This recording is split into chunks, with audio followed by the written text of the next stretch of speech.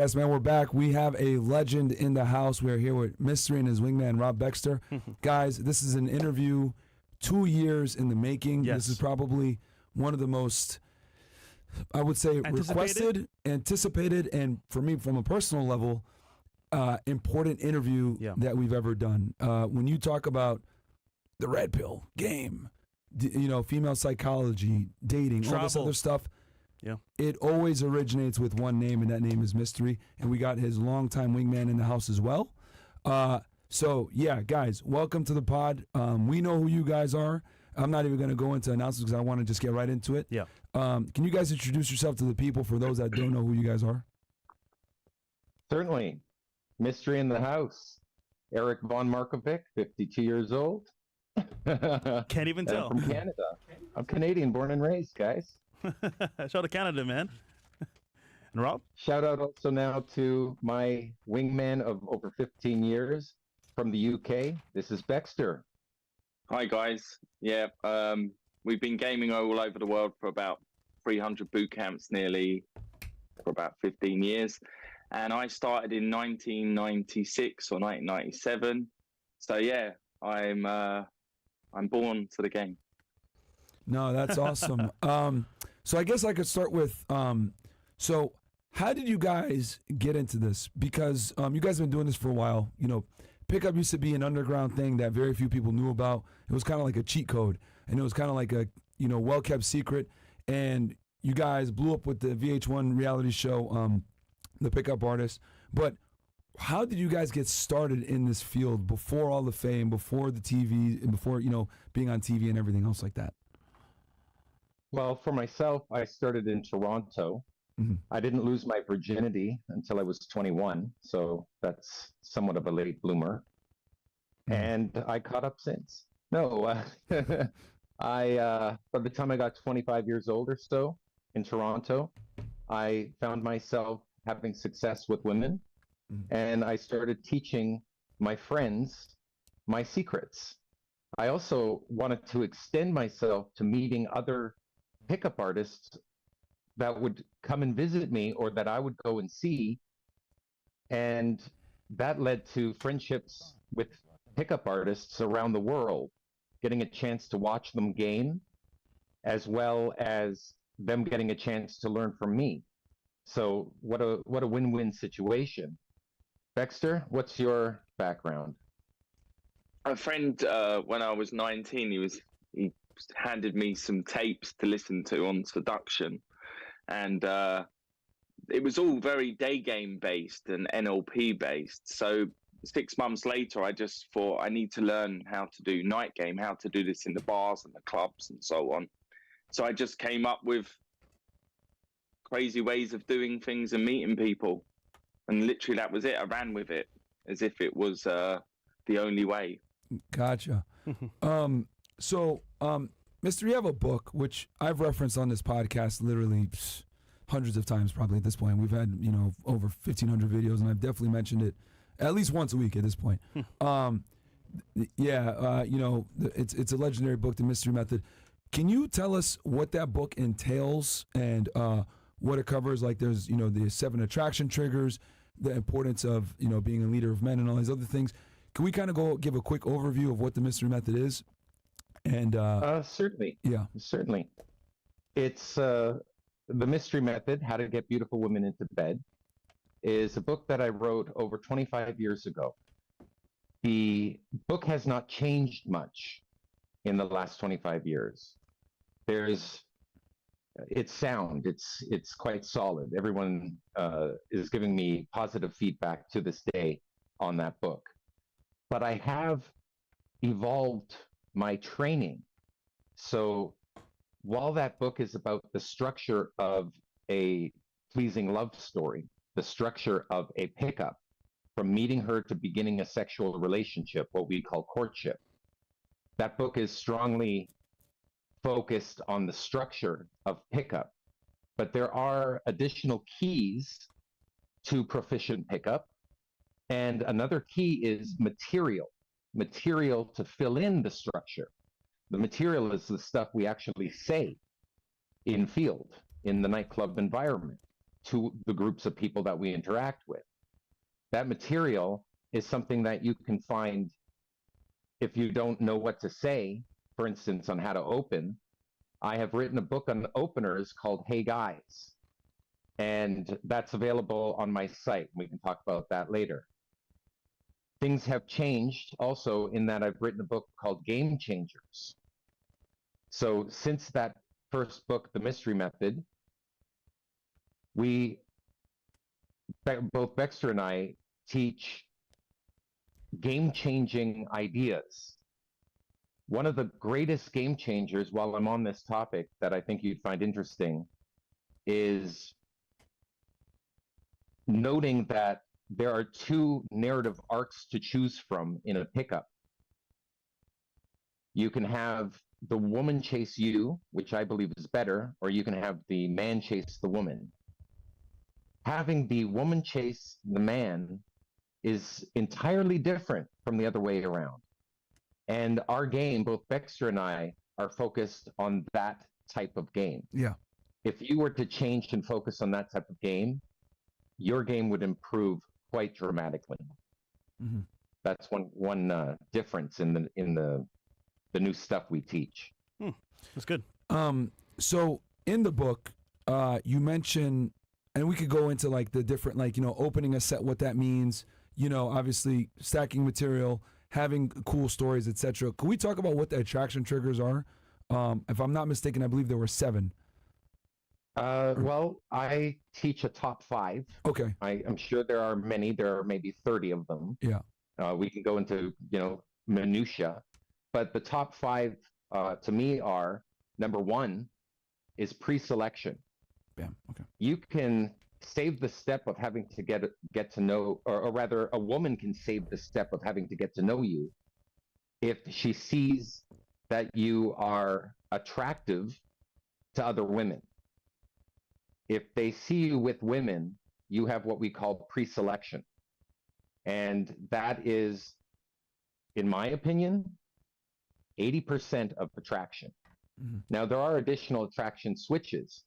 There's leader of men, protector of loved ones, having a willingness to emote, and showing that you're a successful risk taker. Those are the top 5 in my book, literally. Guys, in the chat, get your pens and papers out because we're going to be talking about a bunch of stuff like this.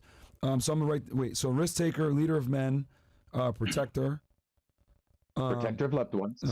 If she becomes a valued member of your social circle, she too will be protected by you and your social circle. That's quite powerful. Mm-hmm. Becoming friends with Will Smith and having his resources available widens and improves your chances of survival, and that's important in life. Yep. So risk taker, that's attraction. Protector, pre-selection, leader of men, and then what was the last one again? A willingness to emote. Successful risk taker is the last one. Willingness to emote. Can you explain what willingness to emote is? To show a rich range of emotion. Okay. Not to just monotone it and be too cool for school, or charisma. Take your smile and it never goes away. So they can't trust your expressions. Gotcha. You want to show a rich range of expression and emotion in your storytelling. It's much more captivating. Now, real fast. So you mentioned, being a risk taker, protector of loved ones, pre-selection, leader of men, willingness to emote, which, you can say that's like charisma, charm, being animated, being someone that's able to convey a story in an interesting manner. Now, when you, in your book, you talk about approaching sets, which a set is like, multiple women for the audience that might be wondering. Multiple women, maybe there's even some guys in there. And what you're doing is you're coming in, introducing yourself, and you're telling stories that demonstrate these 5 attraction triggers that you just mentioned. And you're kind of like humble bragging about it, and people can come to that logical conclusion that you exhibit these traits through the story. But then there were other things you mentioned as well, like pulling them to another venue. Can you kind of go through that process real quick, as like from opening a set all the way to closing the deal? Oh, if you'd like, that's a set of phases that fill the timeline of your pickup. Mm-hmm. Let's zoom in. let's discuss the phases. Before we get to the 9 linear phases in a successful courtship, let's talk about the 3 main stages. Okay. You see, there's a beginning, middle, and ending phase to each of the 3 stages. That's why there are 9. Otherwise, there's only 3 main stages. And I think we can all agree that the stages have to happen in order. First, the first stage is attraction. We have to have traction before the second stage, which is comfort. Building comfort with someone with no attraction leads to let's just be friends. Yep. So we want attraction first. But now you can't jump over comfort and compromise your comfort and go straight to the third phase, or stage rather, which is seduction. You must go in order: attraction, then comfort, then seduction.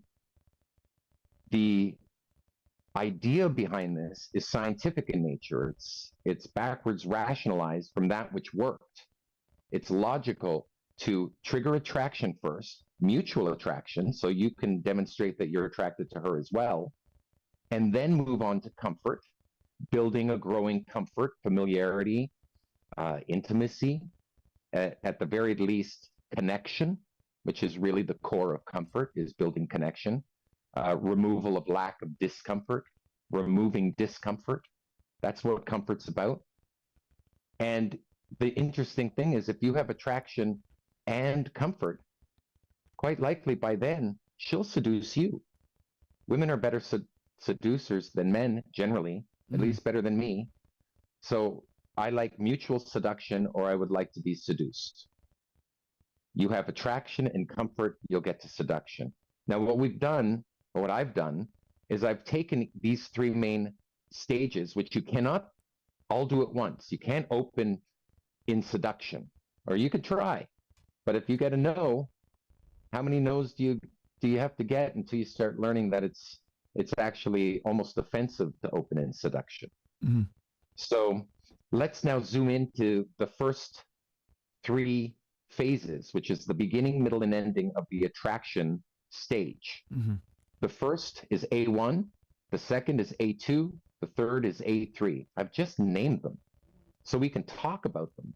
So we can then, once we learn the objectives of each of these phases, we can take material, these are the gambits, the words we say, the material we use to convey our personality, and we bolt them into the proper phases. So A1, the objective is simply to open, to initiate a conversation with a group of people you haven't met before. Now, 2/3 of all approach scenarios are the 3 set, are a group of 3 people, guys or girls. That's a mixed set. That counts as a 3 set. So you're going to have to work groups. So focus, instead of trying to pick up a girl all by her onesie, and you never meet her friends, she never meets your friends, which is quite,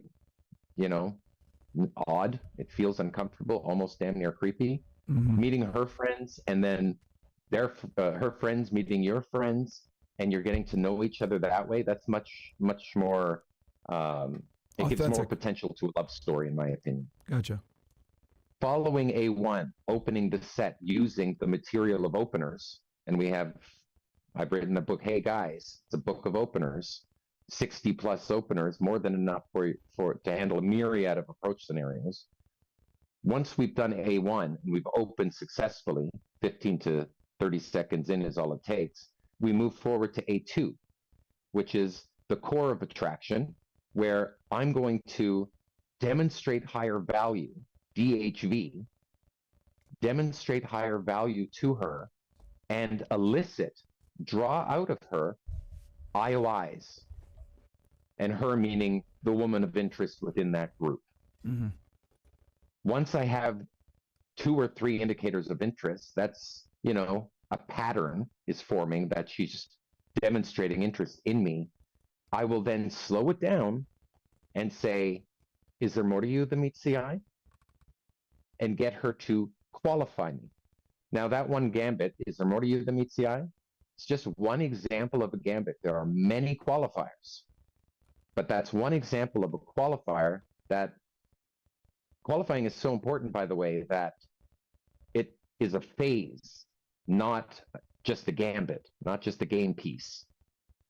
But if you run 4 or 5 gambits that are qualifier gambits in the third phase of A3, you will complete the objective of the phase, which is to allow her to feel like you're attracted to her. It's the mirror opposite of A2. In A2, you're DHVing and she's IOIing, giving indicators of interest for you showing value. And in A3, the opposite is happening. You're getting her to DHV you so that you can then perhaps positively misinterpret everything as awesome and IOI her for having done so.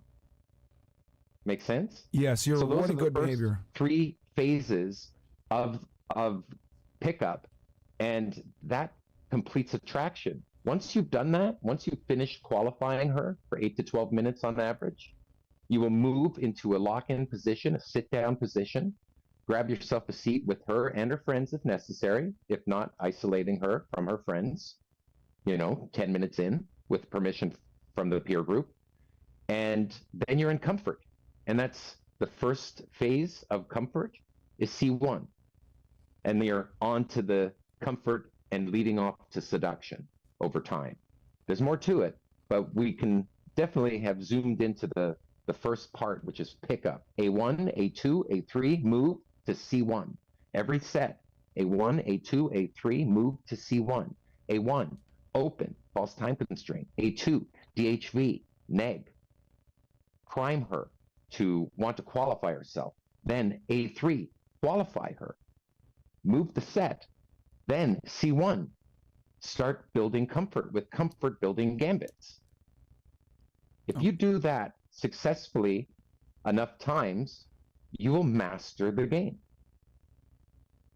Gotcha. Wow. Yeah, there you go, guys. And now you see why he's a legend. And everyone that you know that's in this space that's helping guys with getting women typically is following that structure to some degree. This is like the main rubric that a lot of people built their game off of. So just to recap, attraction, comfort, seduction are the 3 big components. And then within attraction, you break it down to 3 other levels. You got A1, which is opening the set, approaching them, saying hello with your opener, whatever it may be, which mine used to be, hey, you're almost as cute as me, haha, right? Break it with kind of a funny situation, like a funny pickup line, right? Then you demonstrate high value, brag, not necessarily brag about yourself, but do it through, telling stories or whatever. And then she shows indicators of interest. I know there was a bunch that you would put in your book, touching her hair, if I'm not mistaken, you'd call that preening, scratching her arm like this, looking up at you. There was some other IOIs you had mentioned in the book. And when she shows this, then you qualify her, and then you try to move the set, get her to follow you, and then have that one-on-one conversation to build comfort. So that's kind of a summary of what he was just saying, guys. And so, what did you say? Something? Oh, I had a question actually, Mister, if you don't mind. So when it comes to the game Please. and meeting women, obviously your friends are going to be around you. Select friends. How do you choose a good wingman to be your partner? Like Rob, for example. Well, Rob has come from a long distance. He's come from heaven. And he is an angel walking on earth. And we do good works together everywhere we go. And we travel city to city, country to country. We've gone around the world many times over. Right, buddy? Yeah. So, Well, Facebook told us we'd been to about 300 cities together, so that was a while back. And that was a while back. So how do you find a good wingman? Well, in my opinion, a lot of people try to, force it and find a good wingman online. I think you'll find each other where beautiful women are. You'll find each other. You're going to meet a guy with beautiful women on his arms, and you're going to have beautiful women on your arms, and the two of you are going to wink at each other, knowing that you guys are living good lives. And that's how you'll meet your next wingman, in field. That's a good point. That's great. That's kind of like how me and Fresh met, because we both were dealing with the same situation, like with the same types of girls here in Miami, and we instantly bonded over that, because it's very rare to find another guy that knows his way around, women. So when you do find it, you're like, okay, if this guy's here with women, he clearly knows what he's doing, because it's so few, few guys can actually do it. So that's actually a really good indicator to see if someone's knows what they're talking about. Yep. Game knows game. Absolutely. So Mystery, we went over the attraction. Can we talk about comfort a little bit? Because I think this is something that a lot of guys kind of mess up, where they build too much comfort and the girl friend zones them, or they don't build enough comfort, they hook up with the girl, and then she gets buyer's remorse, and she doesn't want to necessarily see you again because you didn't build up the comfort. And I know, if I'm not mistaken, please correct me if I'm wrong, the comfort building stage is about 7 hours? 7 hours, if I'm not mistaken, in your book? Well, a general solid game pickup that is not a fool's mate pickup where you win chess in 4 moves and think you're a master when your opponent is merely naive. Yeah. Playing a solid game is roughly 4 to 10 hours. Okay. If you're under 4 hours, you're compromising her comfort levels. Remember, it's based on her comfort levels. So don't think you're a master because you betted her in 1 hour for her to get buyer's remorse then, right? And unless you have multiple sexual liaisons with her, it's not a sexual relationship. So in other words, if you have a one-night stand and you can't be with her again because she chooses not to see you again, to me, that's still an abysmal pickup failure. Okay. Right? Because this is love game. The idea here is to be so lovable that she gives her body to you as a pleasurable experience, as a shared experience, because she loves you. It's much more powerful than just trying to bed a girl quickly. Yeah. Right? So 4 to 10 hours is basically with the average of 7 hours is basically a solid game pickup. And this has been confirmed by dozens upon dozens of pickup artists around the world. So if you hit the 7-hour rule, if you follow that, you shouldn't compromise her comfort too much. Also, don't go too long. If you go past 10 hours, you're accumulating by the minute like a lawyer would. If you go past 10 hours, then you can fall into the let's just be friend zone. Gotcha. So 7 hours is a good general rule. If you're only 2 hours in, don't sexualize it that much yet. You may be in the wrong location anyway. And that brings up comfort. C1, the beginning of comfort. C2, the middle. And C3, the ending. C1 is a part of the attraction location, the C1 location. It is the smoking section where it is quiet, where you can have a chat. It is at your table, not on the dance floor, not by the bar, maybe the bar even. You can sit down and get intimate with the person, but really at your table, you can get intimate with the person if you're there. If you don't have a table and you want to sit at a table, I can tell you how to do that too. Remind me in a moment. Okay. C2 is a separate location from the C1 location. C1 location is the comfort location built into the attraction location. It's just so you can build enough comfort to affect a bounce or a time bridge, that is getting her number or contact information and a reason to see each other again. There are 2 sides to a time bridge. You don't just get her number. You get her number and a reason to see each other again. And then you bridge over the time apart so you can continue gaming with her, right? C1, you just have to build enough comfort to get to C2. C2 is its own comfort building location, like, for instance, Mel's Diner on Sunset Boulevard. The neat thing about that place was that it was right underneath Project Hollywood, where we lived. And you've perhaps heard about Project Hollywood in the book The Game by my good friend Neil Strauss. Yeah. Think how logical that is when we then bounce to C3, which is my living room. So we would just have to walk up the road from our comfort building eatery to get to C3. Following C3, where you're becoming intimate with her. See, in C2, it's connection, but in C3, it's intimacy. You then move forward to seduction. I would hope mutual seduction. If you've done everything right, she's going to be very receptive if you take the time. She'll be very receptive. S1 begins, arousal. S2, handling any last-minute resistance issues. Hopefully, all of it will be taken care of by the 7-hour rule.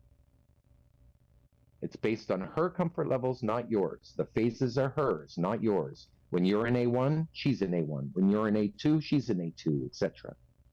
And the last phase is S3, which is,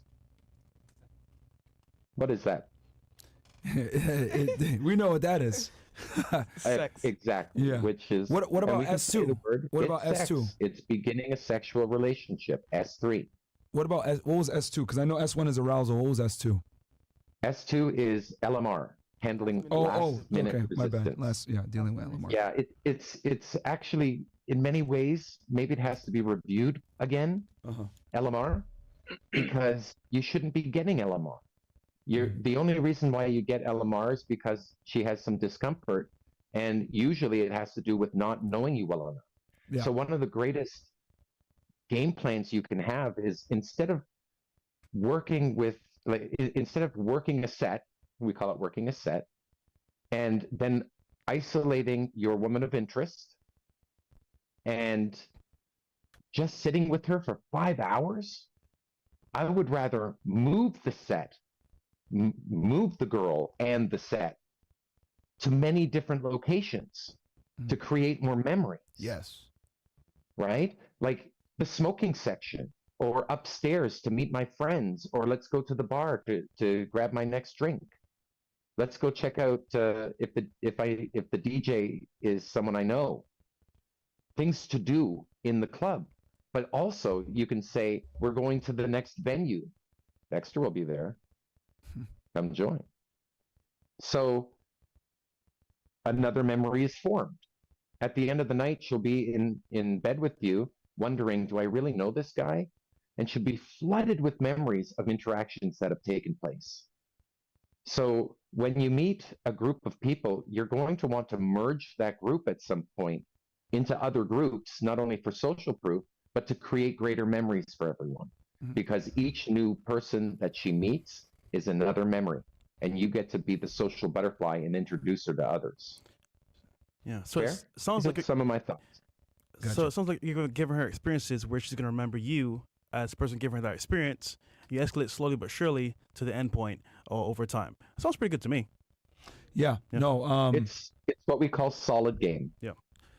So yeah, and guys, you guys just literally got like a quick little summary on how this goes. So quick recap for the audience, and I even wrote this stuff down. So you got 3 main components: attraction, comfort, seduction. In attraction, it's A1, open. A2, demonstrate higher value, DHV. A3, make the girl qualify for you. Then you move on to comfort, taking her somewhere else, right? Moving her somewhere, getting a bit more intimate. C2, separate location, bounce her out of the club, maybe go to an eatery, whatever it may be. C3, your house. Then you go into seduction, S1, arousal. Then S2, dealing with last minute resistance, LMR. And then S3 obviously is closing the deal. So that is like kind of the overview that I would say pretty much any guy that's dealing with chicks or is a coach to some degree or whatever, they're typically following this rubric to some degree. So every success story you've ever had has gone through those phases. Exactly. Yeah. You have been successful with those, whether you knew it or not. So it just rings true to a lot of people who go, read the first book that I wrote, The Mystery Method. Again, How to Get Beautiful Women into Bed. The other books go off into material. They go off into delivery aspects. These are keys, by the way, to proficient pickup. Structure, what we just covered, is one of the keys. Very important. But it's not to diminish the importance of the second key. Material. Material that meets the objectives of each of the phases. So we need openers, we need DHV material, we need negs, we need qualifier questions, we need to know how to move the set. There's several gambits for moving the set. We're going to need comfort building gambits. These are clever stories and jokes, laughter in your set, because after all, the best pickup artists in the world have a laugh track. They all have a laugh track in their sets. I've watched them game successfully, personally, and there's a laugh track in their sets. So that might be a game changer for you. If you're not making them laugh, yeah, you might be doing something wrong, son. You may not be smiling on the open. Got to smile on the open. It increases the chance of success by a good 300%. Gotcha. What other thoughts do we have? Yeah. So, and this structure that we just went over, you broke this down and kind of went over this on the VH1 show, The Pickup Artist. And I remember watching this in high school, taking notes, being like, this is revolutionary stuff. Reading the book, like, wow, right? Because this is stuff that no one talked about back then. Can you tell us about how that show came to be? What was it like being on TV, being on VH1? Because back then there was no internet like that, right? There wasn't social media. So if really the only way to be famous is like to be on TV and, you know, deal with the main TV networks. What was that like, and what inspired you to do that show? Okay. Well, in many ways, it was a social experiment. It was an experiment. It wasn't something I was, you know, needing to achieve. But when I get myself focused on a project, I seem to relentlessly attack it over however long it takes to get it complete. I'm that way. I focus however long it takes. Mm-hmm. So I did write a one-page treatment that turned into a 7-minute non-airing video that conveyed the essence of the project. And that led to a non-airing pilot episode. And that got us the first season. So in many ways, you could say I created it. However, I did work with a production team, Three Ball Productions, and they had already produced Beauty and the Geek. So they were so bloody professional. They knew what they were doing. You've watched the show. Yep. It's a good show. It's a good American reality TV show, The Pickup Artist. If you haven't seen it, look online. You'll find it using your magic keys. Very proud of it. I did, I did something that made my mother proud before she passed away. She got to see the entire show with me once. You know, many years later, she got to see it with me and was very proud of what I had achieved. Then we did another non-airing video to introduce the other wing person, in this case, a woman named Tara. And that got us season 2. Gotcha. So instead of running a season 3, I went to England and raised my daughter, who was, I believe, 2 years old at the time. So that was my season 3. I made my decision of what was important at that time. Following that, I then started traveling with this joker here, Dexter, and we have traveled the world doing, just like in the TV show, teaching men the glorious art of the cold approach pickup. If you were able to turn back, never taught them. If you're able to turn back the clicking back. Yeah, no, it's really good. Oh, we're back. Yeah. We're good. Okay, sorry about that, guys. So you did the TV show, and obviously, you know, it was all over television. You basically opened up a door that no one had known about. How did your life change after the show in comparison to prior? Well, I have firmly placed myself as a cultural icon of the 2000s, of the mid-2000s. And I'm very pleased about that. That's thanks to doing talk shows such as Jimmy Kimmel, Chelsea Lately, Conan O'Brien a couple times. Those did, in fact, change the way people treat me. They come up to me knowing me, and they know that I'm a social being, so they come with their best foot forward, wanting to meet me and having read my materials. I'm very grateful that people are giving their best selves to me when we meet. You know, we do picture exchanges, the Instagram exchanges, getting them, you know, back into the fact that we're training around the world and they could be a part of it. So if you want to be a part of, for instance, next is Barcelona, go check out askmystery.com. That's where we begin the process of pulling you into the world of cold approach pickup, and it opens doors. Gotcha. So, Mister, I got to ask this. Obviously, you mentioned that you were a figure from the 2000s, which, yes, I would definitely agree that you were all over television in the mid 2000s, definitely pioneering something new that no one knew about. But my question is, obviously, the structure is the same: attraction, comfort, seduction. But now, in 2024, with the explosion of the internet, social media, dating and meeting women has changed significantly, right? The days of going out and cold approaching, people still do it, but there's a lot of, more and more people are meeting each other online. How would you say you've adapted your game and your structure to the new normal in which we live in a social media world? Well, I think that the social media world is largely an excuse to not getting to the party.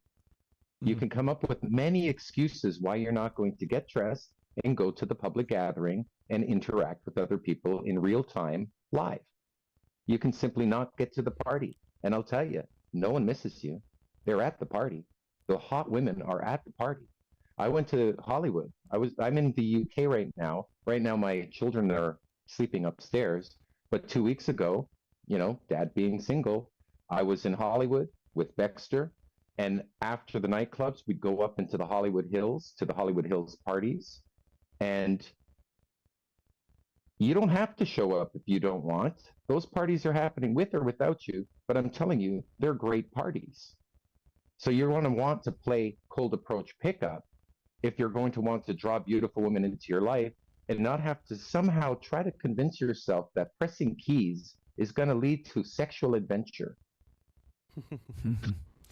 So, do you think cold approach is still the best methodology to acquire leads versus, using dating apps or, because I remember back in the 2000s, like if you had a dating app profile, people laughed at you. But nowadays, it's extremely common, or Instagram or whatever it may be. Do you think that cold approach is the king of getting leads and sources? Well, there are 5 levels of game. Mm-hmm. Have we talked about those before? Have you heard about the 5 levels of game? The first level is not opening girls by themselves. Mm-hmm. Opening a girl by themselves is level 0 game. It's bonus rounds. Mm-hmm. Level 1 game is opening a group of people. Level 2 game is allowing adjacent sets to create social proof so that it's what we call merging. You merge sets. That's level 2 game, where you can merge sets together and be a part of a crowd around you and entertaining 2 sets together and letting them mix and merge and mingle and occupy each other so you can isolate your selected interest. Mm-hmm. Level 3 game is allowing last night's successes to assist you in this night's successes. That is, bring people to the public gathering with you. Women you've met the night before or the week before, invite them out. That's level 3 game. Level 4 game is letting last month's successes to assist you in this month's successes. That's bringing them out to a barbecue 2 p.m. on a Sunday. And when that happens, you can only invite the people you've met over the last month and their friends, so you get a kick-ass party happen. That's social circle game. And then level 5 game is something that I've played on VH1, and that is hot game or celeb game, demonstrating higher value and uploading DHVs into people's heads prior to your arrival. And people do that now with Instagram. Mm-hmm. So there's a lot of room for play in all of that. That is all a part of cold approach pickup. So to say that some guy looking at swiping pictures one by one, not seeing the face, designing the face that you want, and finding specifically within the database those who look as close to the image as possible, they don't do that. They have you swipe and offend you with girls that clearly are not your type, but the algorithm doesn't know your type, so you just go through. Which guy is going to fare better? The guy who practices his social skills in real world social gatherings, or the guy who's swiping, getting a bunch of first dates, only to abysmally fail by never getting a second date? Mm-hmm. Which skill set do you want to develop?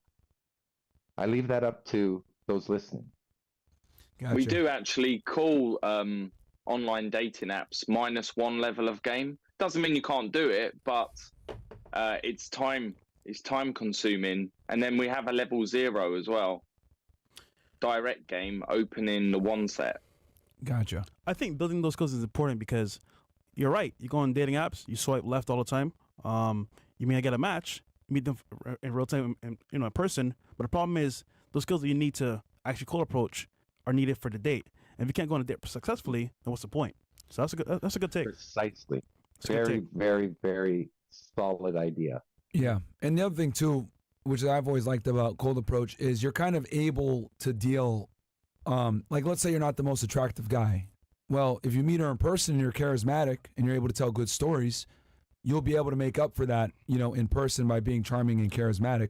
Which, real quick, Mystery, just so the audience can get an idea, can you take us through maybe what a DHV story, like one of the short DHV stories that you would use in field, maybe one of your openers into a DHV story, etc., so people can get an idea of how this actually works? Because it's actually people might think, oh my God, this is so complicated, A1, A2, A3, but you actually naturally do this anytime you deal with a woman if you get laid. Like you actually did all these steps to some degree. Maybe some are more accentuated than others, but if you're closing girls and going on dates and everything, you're doing this. So can you give the people like an example of what it would look like?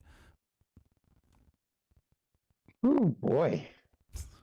I wish one of you were cuter. And I could pick you up. Good luck to me. No, I'll show you something that I've been working on. Sure. Got a lighter here. I am in the UK right now, but as you can see, I am fiercely Canadian. Yeah. Watch this. Magic. Watching.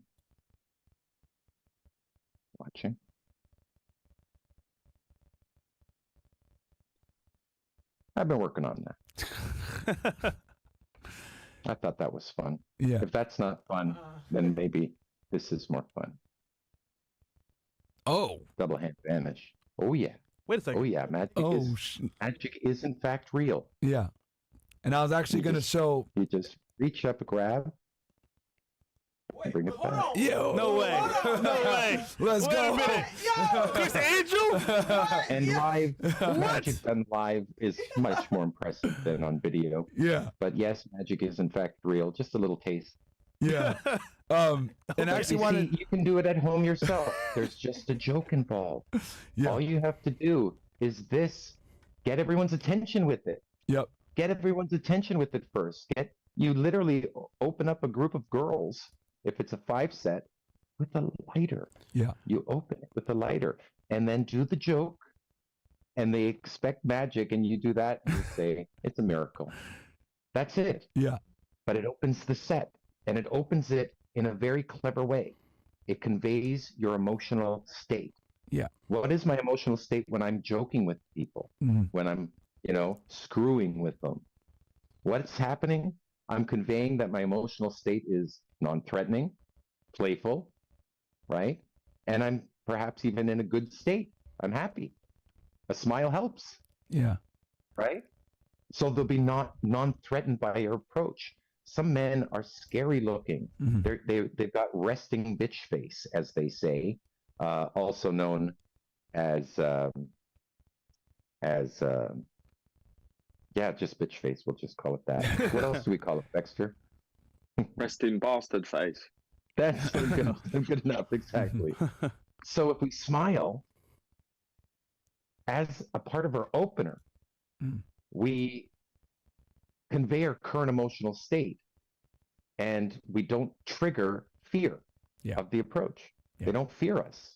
So if you just don't smile, they're going to side on caution. That was the idea I wanted to get at. They're going to side on caution, and they're going to feel an adrenaline release. They're going to feel fear, and it'll come as social anxiety. And that social anxiety goes away when you just screw with them with a lighter. Yeah. And smile. And I'll tell you this. A good example would be Matador. Matador was so pumped up, wasn't he? And he wouldn't smile at the beginning. That's right. Season 1 of The Pickup Artist. he was big, but season 2, he became huge. Mm-hmm. This is my co-star and wingman on the Pickup Artist TV show. Anyone who's watched that show will know how big Matador is. And if he doesn't smile, he's carrying what appear to be his arms are guns. Mm-hmm. So he walks into a room and it's very intimidating. And he, had a Hollywood smile. He had a celebrity smile. And that was so charismatic that women were not threatened by him. They were drawn to him. That's a learning lesson. The smile goes a long way. Yeah. And I find it very interesting, like that, like, and for the audience, right? Like, you demonstrated so many different things just by doing that, right? So you demonstrate, right, like being playful, funny, sense of humor is disarming, because most guys that approach girls, they're coming on some creepy type stuff, right? So if you're able to do that, it shows social calibration. And then you add to it and you're like, oh, I was just messing with you guys, but I actually can do magic, which I want to talk to you about that as well. You are a magician, very skilled. You incorporated it into your game.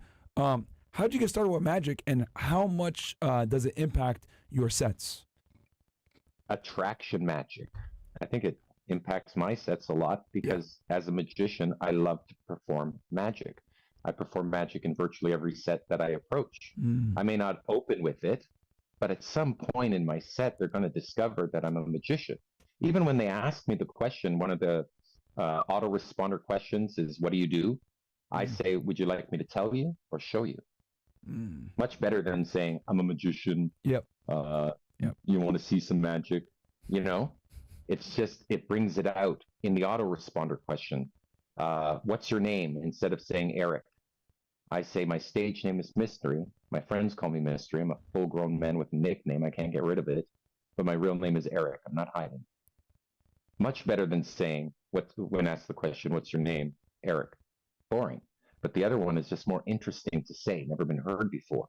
And I'm Mystery in field. It's a rapport breaker in many ways. Yeah. So I have that autoresponder handled. Where are you from? Instead of saying Canada, I say, I am from the same place that brought you Justin Bieber. Where am I from? And they say Canada. And I say, no, hell. Yes, Canada. It's clean. Yeah. See, I do the same thing, man. And it's really, and I really want the audience to grasp this, because like here we're just joking around, right? Like, you're saying this to the girl or whatever, but what guys don't understand is like, when you do this with women and you're playful like this and you have the wittiness to be able to do this and you're able to, take a very mundane question that 99% of guys answer in a boring fashion and you're able to spice it up and make it interesting, girls don't forget that shit. Yeah. No girl's going to forget you coming up with a lighter like this and doing that. That no dude has probably ever done that in their life. And I think that's what's so important about what you teach these guys on how to run pickup, is like it makes you memorable and stand out. It's unique. Yeah. At least more unique than how you do it. Yeah. It's old. It's been done. It's hacked. Mm-hmm. We need better openers. I got a question for you, Mystery. That's so good. This actually perfectly segues into peacocking. Can you talk? Because I would say you're the person that popularized a lot of these terms actually. What is peacocking? How can people go about it in today's day and age, and why is it so important? Okay, well, it's not going away. We'll start there. Peacocking refers to a man wearing outrageous clothing, not outrageous, just unique clothing that is maybe a bit cumbersome, like the plume of a peacock's tail. He dresses outlandishly, colorfully, like a peacock, in order to stand out and convey some social status in doing so. Like, for instance, the man who wears a fur coat in the club, or in my case, a faux fur coat. This is unreal, right? That's peacocking. Peacocking also includes those who wear tattoos. All tattoos are peacocking. Women, there are millions and millions and millions of women on the planet who have tattoos. They're all peacocking. Mm-hmm. That's all built in peacocking. This here, I've got gauges, peacocking. I've got this is adding to the peacocking, right? Mm. Even this item here that I'm wearing, carrying this thing here, you can see on the back. It's a unique look. It's peacocking. Gotcha. So it's not going away. People who stand out, women do it especially well. And when you go to a mall, you'll see they have so many clothing options, but men have less clothing options. That's why we need to get creative. Yeah. Stand out. It takes more social savvy because, when I paint my nails black, people are going to say, why do you paint your nails black? Right? So you have to get used to the social, the heightened social, what's the word I'm looking for, guys? Social what? Social pressures? Okay, yeah. Pressures, it's a good enough word. I want to say... For those interactions, yeah. I was going to say, when I watched, and it's crazy, I remember this almost, 20 years later. When I watched the show, I remember you would wear,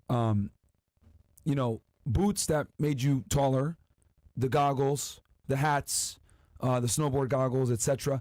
And if I'm not mistaken, please correct me if I'm wrong, you generally recommend that every man, when they go out and they're trying, running game, to have at least one piece of peacocking clothing item, whether it's a necklace, maybe jewelry or something like that.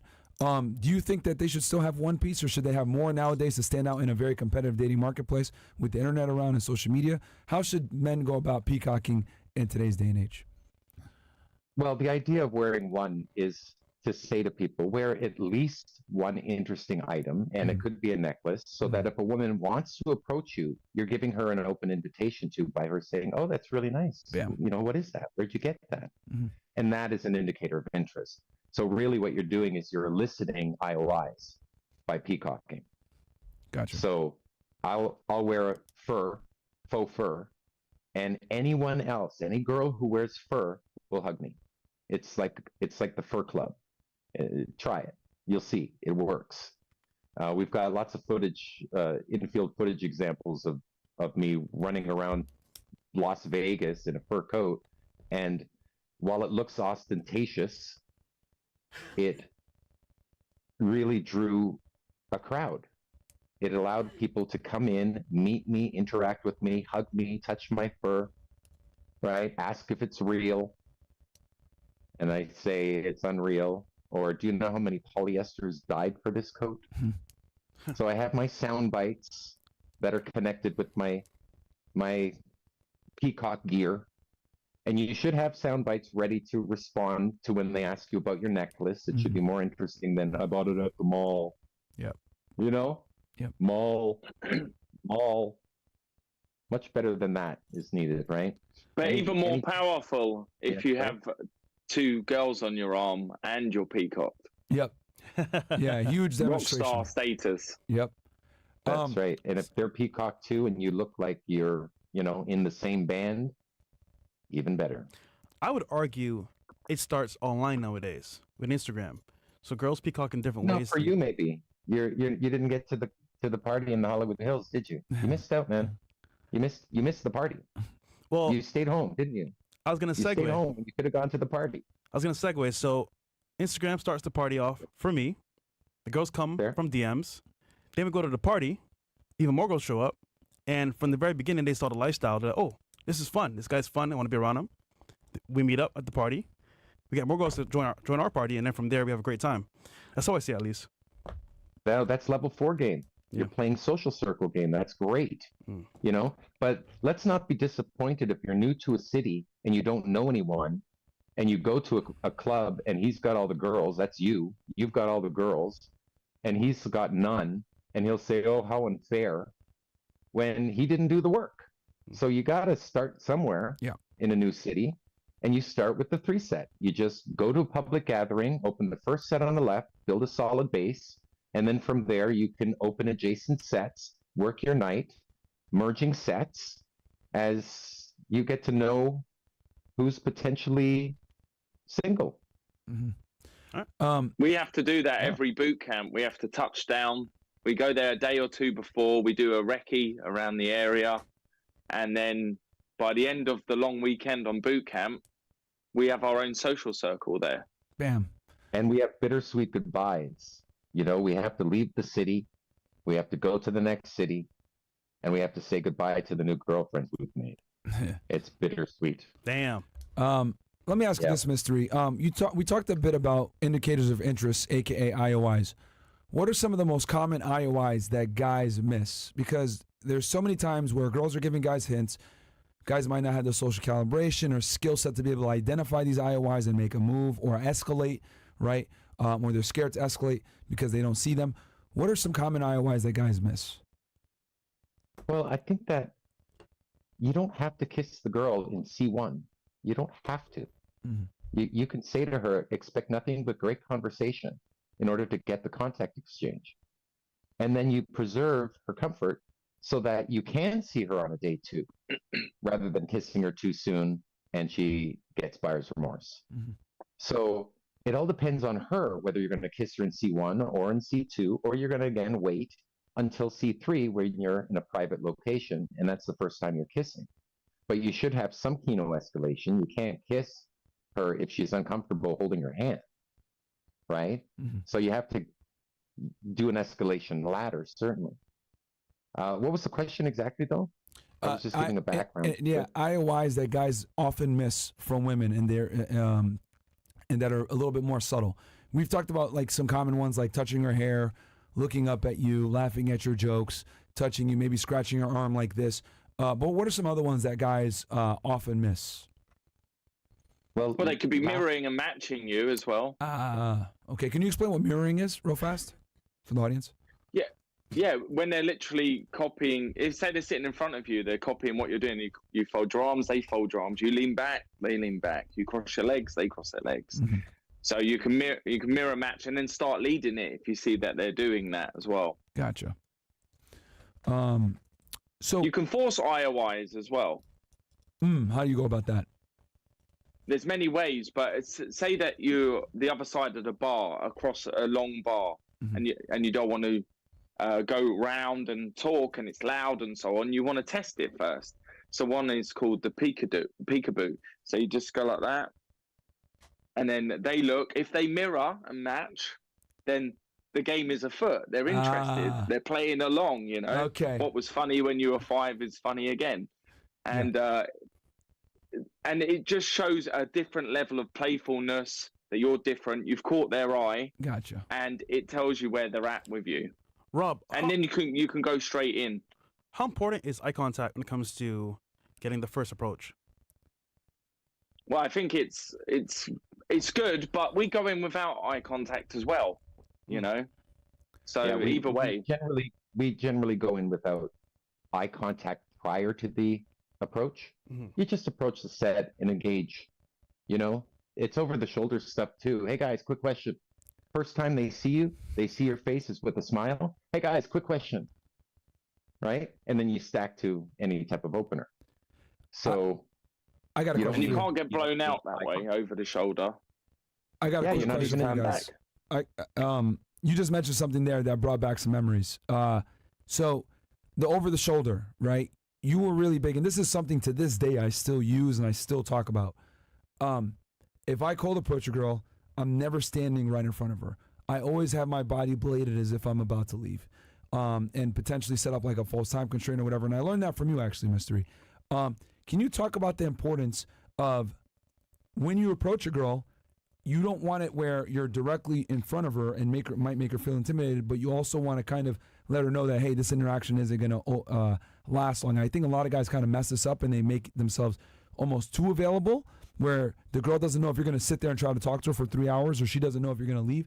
Can you talk about the importance of like blading your body a certain way? You just did the over the shoulder one real fast. Little subtle things like this, how it makes a big difference. Sure. I use it maybe 20% of the time in a night.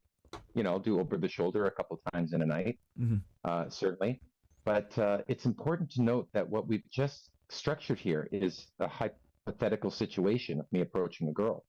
Women of beauty are rarely alone. True. They're usually in groups. So if we're going to fantasize repeatedly, instead of fantasizing and practicing and training and preparing for some future event that where she's alone, we're not going to be meeting girls alone. That's so rare. They're usually with beautiful girls as well. They're usually with guys. You know, mixed sets, believe it or not, are approachable. They're approachable. They're lucrative. I've gotten girlfriends from mixed sets. You can be given the girl by the guys.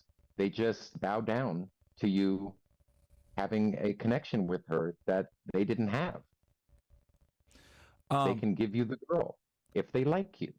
So you have to win over the entire set. So it's really all about group theory. Yeah. Less about single approach theory, which is what the scenario is constructing. I got a question for you, because I think this is something that actually trips a lot of guys up. They'll see a group of girls and a group of guys and they'll be scared to approach. How can someone go about approaching a mixed set without necessarily, I guess, because I think people, what guys are afraid of is getting rejected, potentially getting attacked by the males in a group. They don't know what the social dynamics are, etc. How can someone go about opening up a mixed set? Well, there's two major schools of thought in pickup. It's not just day game and night game. It's single approach theory versus group theory, right? Day game, by the way, usually is single approach theory game, right? There's also two schools of thought. You know, there's the verses of direct and indirect. There's direct game where you are opening in seduction, basically. To me, that's an error. And then there's the far more maneuver. It gives you far greater maneuverability. It's far more powerful, in my opinion, and that's opening indirect, and that's the indirect school of thought. So, opening a group of people, if one of the people in the group is the woman of interest's father, for instance, well, then you're going to have to win over the father, right? For instance, my 17-year-old daughter has a boyfriend, and he's totally won me over. I think it's a wonderful match, a wonderful union. He comes over and hangs out, and he's a part of the family now. So, you know, he didn't just pick her up, he picked me up too. That's group theory. Yeah, the importance of getting, I remember when I used to do a lot of cold approach back in the day, and there were guys in the set. What I would do, and yeah, I want to get your take on this, I would actually go up to the guys kind of on the side. I'd be like, hey, look, man, that girl in there, that girl right there, she's pretty hot. I just want to make sure I'm not stepping on no toes. Is that your girlfriend or whatever?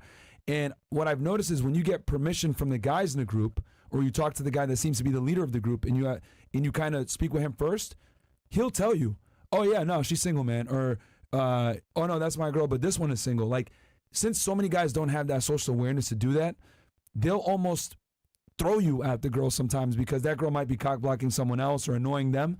So it's amazing how, like, sometimes just starting a conversation with that guy and being polite and like trying to ascertain what's going on, they'll actually help you out a lot of the times. That's what I've noticed. Very rarely they'll say, fuck out of here. I like it. It's got legs. Yeah. I like it. And it reminds me of, it's a gambit. You know, it's a soundbite that you use, but it's an actual gambit in order to find out the information you're looking for, right? Another gambit is, and one that I am now going to, we talked about earlier that I'm going to give you, is how do you sit at a table that you haven't bought a bottle at? Here's how. You open a two-set of women, you win them over, you get into lock-in position so that you can lean back and have them join you for a bit. You build enough comfort so you can then say to them, let's go make some friends, which is moving the set. Come on, let's go make some friends. And you walk over to the first guy that has a bottle, and you say, hey, these girls wanted to meet you. So you're sitting at his table, he gives your girl a drink, he gives you a drink, he gives the other girl a drink. He also splits your two-set because you can't isolate in a two-set. He occupies the obstacle for you. You get your target, he gets the obstacle, and everyone's happy. And if he says no, how many tables are in there? You just say, all right, nice meeting you, have a good one, as he sits alone at his table. Then you go to the next table. It's inevitable that you're going to be sitting at a table with a drink in your hand and the two-set split. Nice. Isn't that a good game plan? No, that's actually really clever and really smart. And we always get on a VIP table, that's for sure. Yeah. Yeah, it's amazing how if you walk in with some girls, the doors that open up for you. And then I can only imagine if you have 3 or 4, they won't even probably think twice. Like, oh yeah, okay, guys, come on in, man. Thanks. Mystery, you just expose how I do clubs for free, basically. I go to clubs with girls and I get in for free, and I go to tables for free doing that same exact method pretty much every night. That's fantastic. And the truth is, everyone's happy. Yeah. Yeah. You know, I have a game plan. Who goes and parties with a wing? You know, Myron? Not as much anymore. With Mo, no. But it's been a while since I've actually like went to the club and like ran game like that. Well, I have a good game plan when you have a wingman with you. Sure, please. Instead of the two of you opening a set together, what happens is one of them, you know, one guy talks while the other guy shuts up and stands behind the other guy, right? The first guy. The first guy has his back to the second guy because he's talking to the girls. So the second guy is lowering the first guy's value, right? And if the first guy can't open the set, the second guy doesn't get a chance to open the set. It's not right. Work your own sets. Separate when you go in. Baxter and I, we separate sometimes before we even get to the bar. We'll separate. We'll open adjacent sets and then draw them back to each other. Gotcha. So when I get to the point 5 minutes in, when I say, hey, let me introduce you to a good friend of mine. He's in here. He already has girls with him. So he looks cool. Bam. So my value raises. And then vice versa, he does the same thing. So he's got girls and I've got girls. But what he'll do is he'll big me up to one of the girls. Bam. One of the girls he's met. And I'll do the same for one of the girls, you know, the prettiest generally, or the one that I think is the most compatible with my best buddy. And I'll big him up. So we do accomplishment introductions for each other. And then we mix and merge the sets and we get our targets. Bam. And I'm assuming that, you know, Baxter has a type, you have a type, and he's kind of looking for that while simultaneously looking for his type at the same time? Or do you guys just kind of go, are you guys not as picky with the women, or how does that go? I'm very picky. You're very picky? Okay. Yeah, I think we're extremely picky. Okay. What are your guys' requirements? Ooh, there's lots of criteria going on. Yeah. But you know what I'm looking for? Let's say love. Yeah, love is good. What I'm looking for is my dream girl. Someone who can become a travel partner with me. I do travel a lot. The lifestyle is fun. On weekends, we go to nightclub events, and it would be nice to have a beautiful woman on my arm to enjoy that lifestyle. So I'd like a travel partner. I'd like to be a part of a duo, you know, a double act. Gotcha. What about you, Baxter? Well, I want to talk about, we did a whole tour advertising of Mystery is single. He's going to get a girlfriend. He's single. And it was a big tour. I think it was about 8 or 10 cities around the world.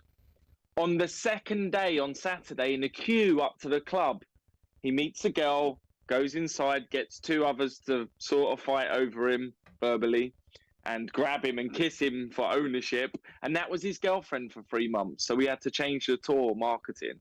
But it was fun while it lasted for one night. Gotcha. Yeah, that's was funny. A 4-month relationship. Yeah. Sometimes relationships complete. They don't end, they complete. And that's okay. That's an interesting way to look at it. I like that. Yeah, no, for sure. Can you give the people, because you're real big on telling stories. Obviously, you got the skill set with magic too, which is fucking, you know, that's a that's like literally a deadly weapon right there, because very few people know magic, and be able to do that in a club in front of girls, they're gonna go crazy. I have a trick. You know what it is in the club? What? Because I'm really black. I just run in the corner, disappear, come back. Hey, I'm here. I smile. I know my. Go ahead. Okay. Now you got me off my train of thought. Storytelling. Storytelling. Yes. Storytelling. Mystery, can you give us an example of a DHV story that you would tell maybe somebody in the audience can kind of tinker with and use it as their own? Ooh, to use as their own. Yeah. Well, they could tinker it up, obviously. Touching the Hollywood sign. Yeah, fair. Everything that is a DHV for me is personalized to me. Gotcha. These are my accomplishments, right? The first time that I met Leo DiCaprio, he said to me, "Mystery." Those were his first words to me. That was a name drop gambit. Oh, wow. It's true, but it's a name drop gambit. Doesn't work in Hollywood. Don't use it. But everywhere else in the world, people are fascinated by the people you've met. You know, I've met Will Smith. I've met Chris Rock. So that slap heard around the world, felt around the world, was very personal to me. Yeah. You know, those are some of my stories. Those are my Hollywood stories. There's quite a few of them. But if you want to make one, you know, fit generically, you have to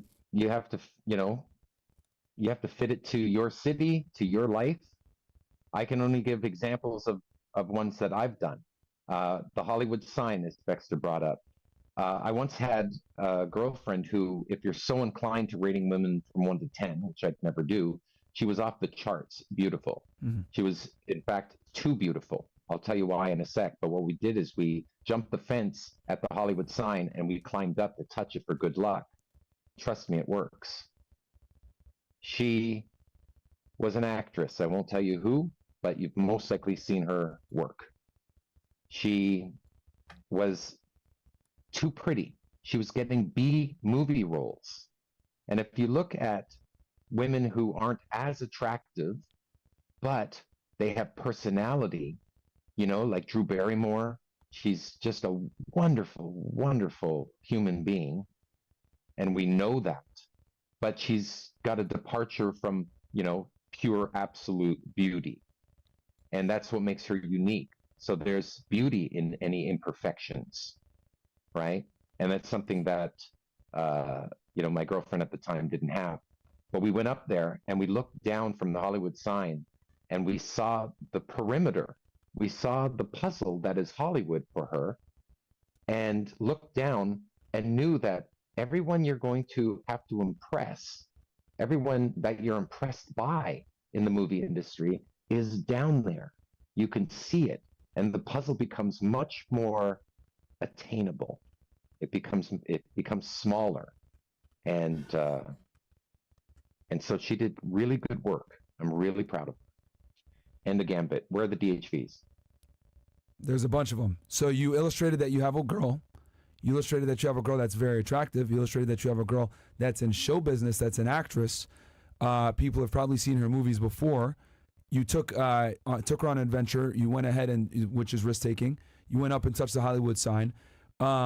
You're in Los Angeles, which shows social proof to a degree, especially being with an actress. Pre-selection because you have a girl. Yeah, like I mean, pretty much. Let's see here. I think you pretty much touched every attraction trigger. Yeah. Besides, protect her loved one because you were bigging her up, speaking well about her. Willingness to emote, I would say, is probably because you're able to identify with her not getting the role and feeling bad for her for not getting the role because you feel that she earns it. Yeah, pretty much. Social proof. All of the 5 triggers were shown during the course of that story. And that's one of many. Yeah.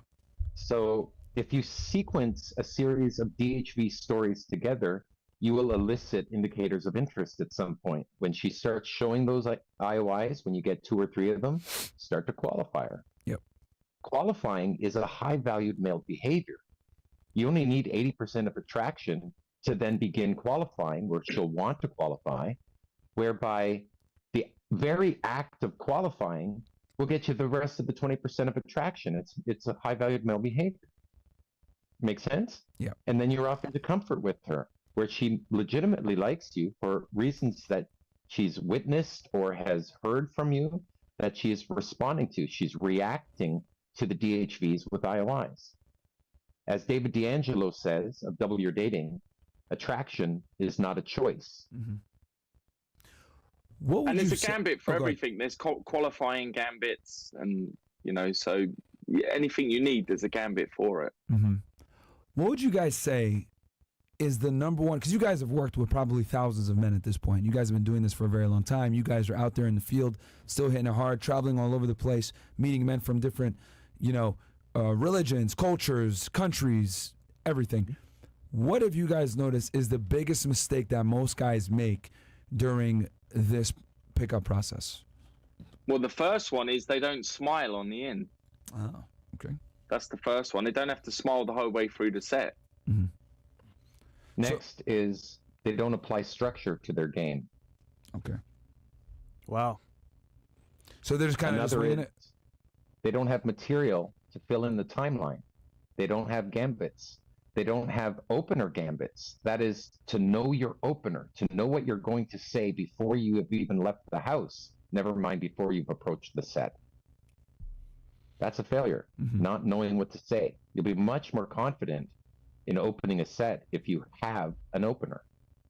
Mm-hmm. We say to go out of about 30, when you're starting out, 30 text files, gambits, openers, routines, a total of 30. But a good amount would be around 300. 300 text files in your head will build a robust pickup system to handle a myriad of approach scenarios. Yes. About 300 text files. Some of them are one-liners.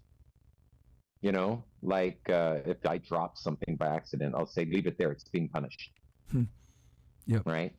Or another one is, that's my floor show. Mm-hmm. Or did you feel that gravity pull? It was like an earthquake. Did you feel that? Just pulled it right on my hand. You okay? So there's 3 ways of getting around dropping something, for instance. Yeah. We always have gambits. Some of them are large gambits. It's being gambit centered, in fact. Having gambits to open, those are openers, and you can stack openers. They're short stories, they're quick. When a topic doesn't hit, instead of giving up, like a comedian, like a pro comedian, he doesn't get the laugh, he doesn't get an F, he just moves forward to the next one. Yeah. But it's the amateur that gives up when he doesn't get a laugh. Yeah. Rather than move on to the next topic and keep the show going. The show must go on. People just shoot themselves in the foot by going in and hoping to get IOIs rather than eliciting them. And what happens when they open and they don't get these IOIs, they feel like they're being rejected because, she's not interested in me. You didn't make her interested in you. You weren't interesting. So you have to be interesting in order to get a woman interested in you. It's a lot like a roller coaster ride. A roller coaster is an attraction, isn't it? It doesn't mean you want to mount it. You just want to take a ride. You just are interested in seeing what's up. It's an attraction. That's what I am. I'm not getting her physically attracted to me. I'm just getting her interested. That level of attraction. We baby step it. You just get them interested in you at first. You become an interesting man in order to do that. Those are some thoughts there. Okay. I had a question. Yeah, go ahead. So you guys are traveling the world, doing different seminars and activities with your students. But let me ask you this. When it comes to countries, what is the best country to pick up women in your question. Opinion? Well, we've got a handful, I would say. Helsinki, Finland. I love Helsinki. The women are beautiful. The women are intelligent. The women are educated. The women are beautiful, blue-eyed,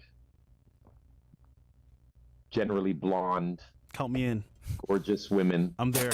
A mix between Swedish and Russian, an alien beauty. And the entire city of Helsinki comes out on Vappu Festival on that weekend. They come out and they drink copious amounts of Sima, which is a champagne that they drink on the streets. Everyone comes out, so you get to see all the beauty that city is filled with. Very, very grateful to have gone out there many times with Baxter. I did have a 3-year relationship with a beautiful young lady who was Finnish. So we've gone back many times. We'll go again. If I were to we name always do a boot camp every year there. That's right. Actually, you can check out some videos of it. If you put in Mystery Helsinki, you'll find. Hey, count us there, adventures. brother. We will be there. Yeah, that's a first. Finland. I've never heard anyone say Finland. Okay. You said white blue eyes, nigga. I'm there. Say less, nigga. Well, the most beautiful girls in Hollywood are not from Hollywood. They're from somewhere else. Yeah. Where are they from? They're from Europe. You're right. Yeah. They're from Finland. They're from Sweden. They're from Russia. Those are some of the most beautiful women that are in Hollywood, or the tourists that you'll find even all the way to Indonesia. If you go to Bali, you're going to find Russian clubs, entire nights with Russian music and beautiful Russian girls who are on vacation. We're looking for the tourists generally. When we travel, even to Spain, we're doing a boot camp in Spain next. I'll be focused mostly, respectfully, on the tourists that show up there. Yeah, so anywhere in the world will do, as long as it's a target-rich city, a target-rich venue that we go to. 2 cups a night, sometimes free. That's right. We do many venues per weekend, so that we keep it fresh and we keep it busy. Keep it fresh. I like that. Yo, real quick. What about Baxter? What's your favorite place, Baxter? Yeah, Baxter. Yeah, for you. So we know Mysteries is Finland. Helsinki as well, Okay. Moscow, St. Petersburg, Kiev, Odessa, which is in Ukraine. Yep. Anywhere in Scandinavia. Iceland's amazing. Gotcha. What is the worst place for you guys that you dislike? In your most opinion, for pickup? I don't want to diss anywhere really, but Keep it real, man. You can say it. keep it a bean. America, the UK, it whatever you guys. Demand what them. do you guys think? It's the worst. what's the worst we bring? Oh, I know. I'll give one. Yeah. And I love the city, but the women aren't, For you? for me. San Francisco. San Fran sucks. Yeah. Yeah, maybe I'm gonna give the excuse of maybe I've been to the wrong venues. Too many dudes over I there, didn't man. get to the right. No, venues. you're right. I just A lot of couldn't complaints find about where SF. the beautiful women are. Yeah. Where they No, that's bro. That I've heard from literally a million guys that San Fran is literally one of the worst places for dating for men. Yeah. There's not enough women. It's mostly dudes because obviously the tech industry over there, it's expensive. I've heard many complaints about San Francisco. What about you, Baxter? I think Dublin, and I am part Irish. Oh, okay. Dublin, but okay. I'm not a fan of Dublin. Okay. So every guy has a type. Maybe it might be boobs, ass, facial structures, whatever it may be. That mystery. What is your type? After Face and personality. So you I'm look looking. Of course, she'll have a beautiful body. She'll be fit. However, face and personality for me. Wow. I a sucker for a beautiful face, and I'm looking for a strong personality who could match mine. Mystery and who in this double act. I'm looking for someone who will travel with me, So be a part of it. no ass, no titties, don't matter. Are we talking about? Oh, it helps a little. It depends on the girl, doesn't it? It just depends. Wait. Excuse me, Baxter. Sorry. Yeah. We were talking about titties. Tell me more. Okay. Here we go. See, I'm an ass guy. I'm black, bro. Madagascar. You Hey, got just keep my it real. interest. So, hey, you know what? We'll go mystery. I'll pick to go with the ass. You get to go with the titties. Let's go. What do you guys think about Miami? I'd like to get your guys' take on doing I pickup in lived there. Miami. Yeah, I lived there. I lived in just outside of South Beach, Really? Coconut Grove, Okay. and When lived was there for this? a year with Matador and Love Drop. Love Drop from the book Revelation, Mhm. Matador from the TV show, Mhm. and we lived there a year together in a mansion, and pulled, copious amounts of girls back to our pad from South Beach. I love South Beach, but it's its own animal, it's its own game. Yeah. Just like New York is its own game, getting up to those rooftop patio bars, Mhm. getting in. Yep. is very different from Las Vegas. Yep. That has its own game too, you know, for good or for bad. When were you in Miami? When were you living here? I don't recall. It must be 15 years ago now. Oh wow. Okay. Yeah, it was after the TV shows. Gotcha. Or during the TV shows and after. I'll tell you this: South Beach has one of the best populations for tourists. Like that's where they always go. South Beach. Yeah. Miami's changed a lot, man. When you come back, you'll see it's changed significantly from back then. It's actually becoming like a major city now because all the New Yorkers are moving down here in general. From the cost of living being too high in New York and everything else like that. I find it's got a very sexual vibe. It's quite friendly and it's got a more sexual vibe there than anywhere else I've been in America. Yeah, it definitely can. Yeah, I enjoyed it. I think we got the highest concentration of attractive women here as well, versus other places in the United States. Well, let's not mince words here. It's Helsinki. Helsinki? You think Helsinki has the most? Well, I mean, in the United States, I've never been to Helsinki, so I can't comment. You guys got to come with us next time, then. Bro, we are down. Yeah, I'm down. I don't know, Myron, are you down? No, I'm down, man. I like Europe. Listen, Europe is. I mean, yeah. We need to explore more. Yep. Real quick, Mystery. Were you able to reconnect with Neil Strauss at all? Yeah. Or no? Oh, we got to read the chats. We forgot. Well, let me tell you, I don't feel like I've disconnected from Neil. However, he's got 2 children. I've got 2 children. Mine are in the UK. He's in Malibu right now. So, we don't get to see each other enough. And I was there for 10 days and we couldn't connect during that time. We were both apologetic about it, and we plan on seeing each other the next time I'm down, which will be in a few months. So I'm definitely, still good friends with him. I love the man. He's a genius. He's a great writer, a gifted writer, and I look up to him. Yeah, I think he does such great work. It humbles me. I've written books too, but his books are. I can easily say it. His books are damn good. The book, The Game. Hey, did you hear it? Maybe turned into a movie. I heard that years ago with James Franco playing me, but that got scuttled. It was written about in the Hollywood Reporter, though, so I thought that it was really going to happen. So that's still pending with Neil. Perhaps that will one day come out. One of his books has already turned into a movie, and that is The Dirt, about Motley Crue on Netflix. Maybe they'll do more. That'd be dope. Last thing from me before we read the chats. Rob, you met Mystery back in the day, but what told you, like, obviously, he was with girls, you met him out in the game, but what told you, what, this guy right here is going to be my partner, we're going to ride out to the sunset, make seminars, make people happy, change their lives. What told you that Mystery was that guy for you? Well, I mean, I was working as a director in a pickup company already in London, and Mystery was doing a book tour, and I was running VIP clubs all over London as well. So I said, I've got a space for you, and afterwards everyone could just party in the VIP club. So Mystery came down, met over 100 people, did a free 2-hour talk, did autographs, pictures, and then we met a couple of girls, bounced somewhere else, and then somewhere else, and decided to be wingmen for a while, went on the road, did a few boot camps, and then just kept doing them. The rest was history. Wow. Simple stuff. All right. Yeah. I like it. Yeah.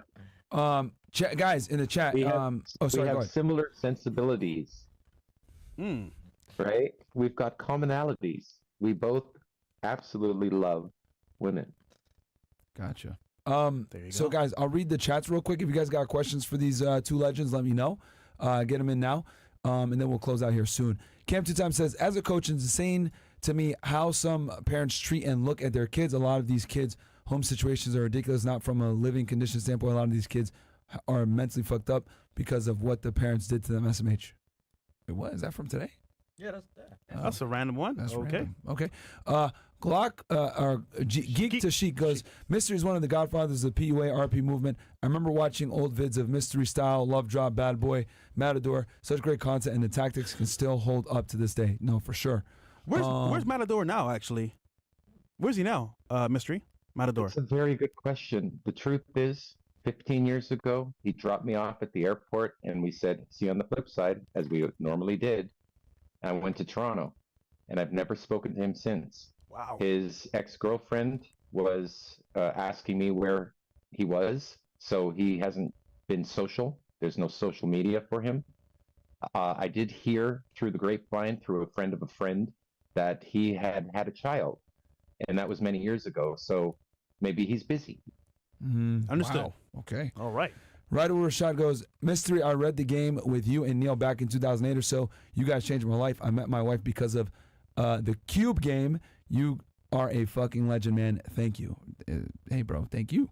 Hold on. And then anything else? Yeah. Oh, two more? Okay. WFNF love from Canada. Keep the good shit up, y'all. Absolutely, man.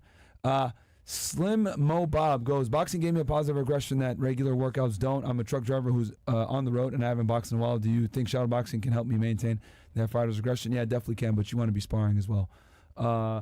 Anything else? No, that's it. Caught up? Real quick, there's an argument, Mystery. You can help me here with this argument, in your opinion. I've been around a lot of celebrities, a lot of artists, and they tell me one place has the baddest girls they've seen. Now, you said, obviously, Helsinki, but they're saying Toronto. Can you tell me why that is, if possible? Toronto. Baxter and I have our last boot camp. We have just recently, in mid-January, completed a boot camp in Toronto. Negative 17-degree weather. Damn. Oh, man. Holy. And guess what?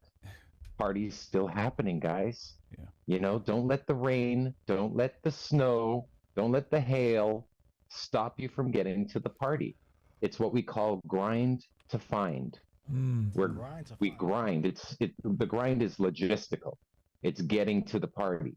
It's letting go of all the baggage and excuses to not game. Yeah. And that's a part of grinding. So you have to get through the rain to get there. And once you get there, you are in a bubble of love. So 90% is grind to find, and 10% is bubble of love. And some people give up in the grind. They just give up. They don't get to the venue, so they don't even have a chance to face beauty head on and strike her heart. Wow, that's powerful. No, that's So Toronto, yes or no for hotties? Yes? No? Toronto? There's some gems. Rooftop patio bars? Yes. Yes. Toronto has some beautiful women there. But I'll tell you, generally it's a great city. If you go with a girl to that city and you go explore it together, I think you'll have way more fun than going there specifically for pickup. The difference between going to Las Vegas for a weekend versus going to Toronto for a weekend, it's different. And you want to spend more time in Toronto. There's a lot of things to do that are good dating, mutual scenarios that you can do on a date. All right. shit. Well, no, this was great, man. Okay, I got one more question. What would you say is the most important component in the mystery method that people need to have down packed? I think the 5 keys. Okay. If you get the 5 keys down, the first is structure, which we talked about. The second is material. The third is the delivery of that material. A very important key is the delivery. Tonality, all of that. Right? Tonality, pacing, pauses. Yep. Adding pauses to draw people in, to turn it from simply stimulating the set to captivating the set. Mm-hmm. There's volume and velocity. That's another key. Volume is how many sets you do in a night, and velocity is how much time you waffle between sets. Mm-hmm. So you want to capture, your time, like use your time wisely, and have many sets in a night. If you're a newbie, I would recommend 12 sets a night, 12 sets a night. Bam. That's the game. Yeah. When you read the book, The Game, what was the game we were playing? The game was 12 sets a night, son. That's it. 12 sets a night. And out of that, we would try to draw as many cool groups, are they cool, to our after party, which was at Project Hollywood. Yeah. So that was the game. The game was 12 sets a night, 4 nights a week. You go out more than you stay home. And that was to develop a skill set, not just a numbers game to get lots of girls, but rather because some of them had tough times getting girls with the game that they were using. So they had to develop game. And that takes practice. Yeah. So you go into a nightclub environment like a dojo, like a practice ground, in order to socialize, get your social skills up to speed for a time in the future when a woman of particular quality comes along. You'll then have the skill set to attract her. Bam. Well, I would definitely like to do a part 2 in the future. I think we gave you guys just kind of a snippet of, the structure and the game and everything else like that. But I don't want to take up too much of Mystery's time because, guys, he's on UK time. It's very late over there. Mystery, where can the people find you? How could they get in contact with you and Baxter? Please let them know. Well, we're doing a boot camp in Barcelona end of the month. And if you'd like to train with us live, I think the number one advice I could ever give is seek a mentor. And in this case, seek 2, Mystery and Baxter. We'll be in Barcelona end of the month. You can reach me at Instagram. My Instagram handle is Ask Mystery.